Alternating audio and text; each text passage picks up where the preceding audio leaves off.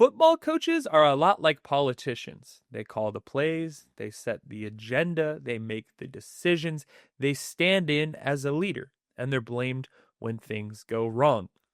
And that is why it is not lost on me that the two teams playing in this year's Super Bowl, Super Bowl 60, the Patriots and the Seahawks, in very recent memory, both fired their very old head coaches. And I don't say that pejoratively. In 2023, the Seahawks fired Pete Carroll and the Patriots fired Bill Belichick. Carroll and Belichick were both in the top 5 of the oldest head coaches in NFL history. And here we are in 2026, and the Seahawks and the Patriots are back in the Super Bowl again. But this time with their much younger head coaches. The Seahawks have Mike McDonald. He's 38 years old. The Patriots have Mike Vrabel. He is 50 years old. But does this mean anything? Should it tell us anything? I think the answer is a resounding yes. Sometimes you just need a new voice, fresher, younger, more unique ideas. For coaching, you need people who are closer to the age of their players. This is not to disparage Carroll or Belichick or any older coach, but sometimes it's just time to move on. And that was kind of the case with both of their firings. And the thing is, both Carroll and Belichick are legends. Their own fans would tell you as much. It was just time for a new voice, for a younger voice. They had been there for decades, and while they were legends, towards the end, they were not as effective as they were earlier on in their tenure. So the 17-3 loss pretty much indicative of the kind of season New England had, but whether this is the finale or not, what a run for Bill Belichick in New England. And I think this Super Bowl head coaching matchup between the two Mikes can actually teach us a lot about the current state of American politics. Because in America today, we effectively live in a gerontocracy where the people making decisions about our future are closer to dying than they are to the prime of their life. In 2024, we had a presidential election where the two major candidates were born in 1942 and 1946.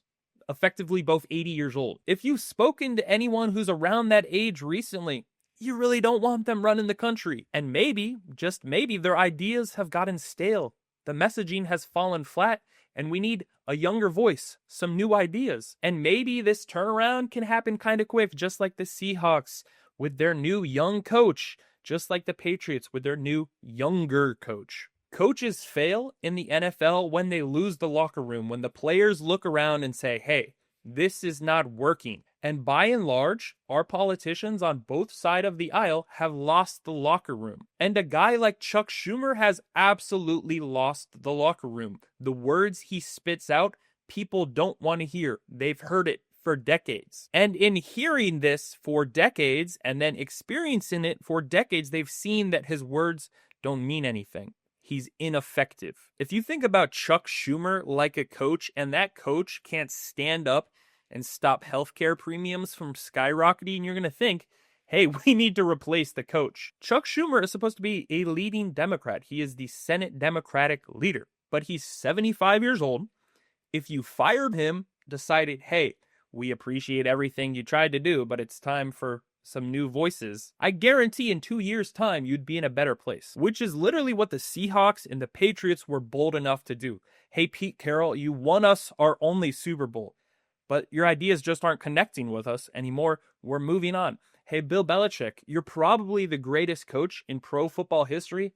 We're good, though. And the teams that hold on too long trying to make it work, guess what? They get left behind. And we've been left behind as a country because our leadership is literally going to die soon, and it's time for some change. I think literally half the reason Zoran Mamdani won the election to be the mayor of New York City is because he could put a complete sentence together and answer questions when you ask them to him. And when you compare that to the person he was running against and the person he was running to replace, that's very refreshing, regardless of where you fall on any sort of political spectrum. If the Democratic Party ran just like a 37-year-old with just decent politics in every seat in America, they would win more than half of them. And the same goes for the Republican Party, who have an 80-year-old president, who by and large, with every action he takes and every word he speaks, you can say, yeah, that's an 80-year-old dude making that decision. I mean, the dude is falling apart.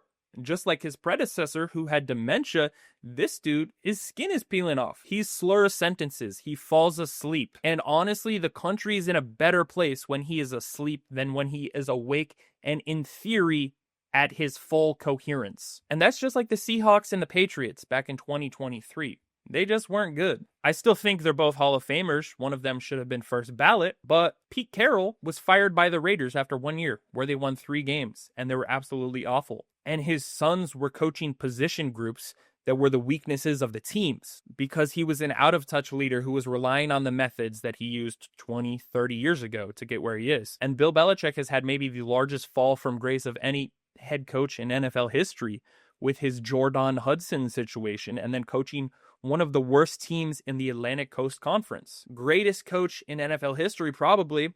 He gets old, and then he's bad in the ACC. And I know there's a great deal of nuance here. Not all old people are absolutely terrible at their jobs.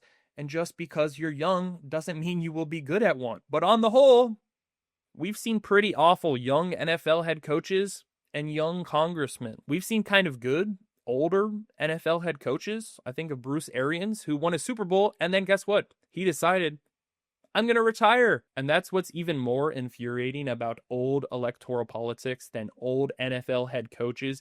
In theory, NFL head coaches are looking out for themselves. They want to be a head coach so they can make a lot of money. But in theory, ostensibly, if you're an old elected official, you should want the best person for the job in any given seat. So even if you think very highly of yourself and you've done the job for 30 years, if you're on the decline, you can step aside and let someone else do the job because the job belongs to the people and you want the best for the people, or at least you should. But we don't get that. We get Jim Clyburn, who's one of the most selfish people in our country. He said stepping aside from Congress would be stripping him of his entire life, of everything he knows. Buddy, that seat belongs to us. And somehow organizations in the NFL have figured this out before our country. If we look at this past NFL head coaching cycle, look what happened. The Arizona Cardinals, they fired Jonathan Gannon and they got Mike LaFleur. They got younger. The Atlanta Falcons fired Raheem Morris and got Kevin Stefanski. They got younger. The Baltimore Ravens fired John Harbaugh. He'd been there for 2 decades almost.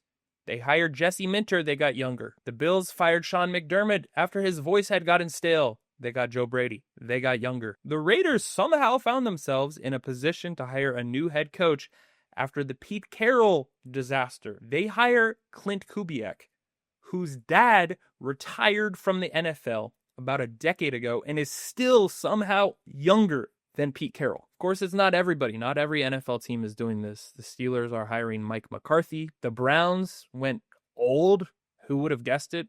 But that's just the Browns. And this is not to disparage a lot of these coaches that got let go in this previous cycle. A lot of these coaches were actually pretty respected coaches, but they had just been there a while. Their voices had gotten stale. And I just wish, for the sake of this country, that these elected officials didn't have the job security that they do. You know, Mike Vrabel was a coach of the year. He went to the AFC Championship with Ryan Tannehill, and he got fired before a guy like Hakeem Jeffries. Chuck Grassley complains about not being able to see his grandkids during the summer because the Democrats decided to push back a vote. It's like, if you want to see your grandkids, Chuck Grassley, retire. Quit. Grassley is running for a 9th term in the Senate in 2028 as of right now. At the time of the election, he would be 95. At the end of the term, he would be 101. Those are not people you want making decisions about the future. The same way the Patriots didn't want Bill Belichick making decisions about their future. He just wasn't up for the job anymore. That's okay. But just go enjoy your life. If you're 92, retire. Enjoy time on the beach with your grandkids. You don't live forever. Your legacy is tarnished forever when you do die in office or do die as a Supreme Court justice, because that's what happens when you're in your 90s, and you can set this country and this world back when you refuse to do so, which we have seen. I wish the American electorate voted with the gumption that these NFL owners have when they decide to fire one of these long-term coaches, because no one is entitled to any job in this country, in this world. If you're doing a bad job, you should be replaced. If you're a bad coach, fire him. get a younger one. If you're a bad elected official who's not serving their people, fire them. Elect someone else. We can do better. We've seen it happen. Let this year's Super Bowl act as an example, as a shining light of how we can move away from gerontocracy, because we should never bet our last dollar, our last penny on a horse that is ready for the glue factory. We should always be moving forward.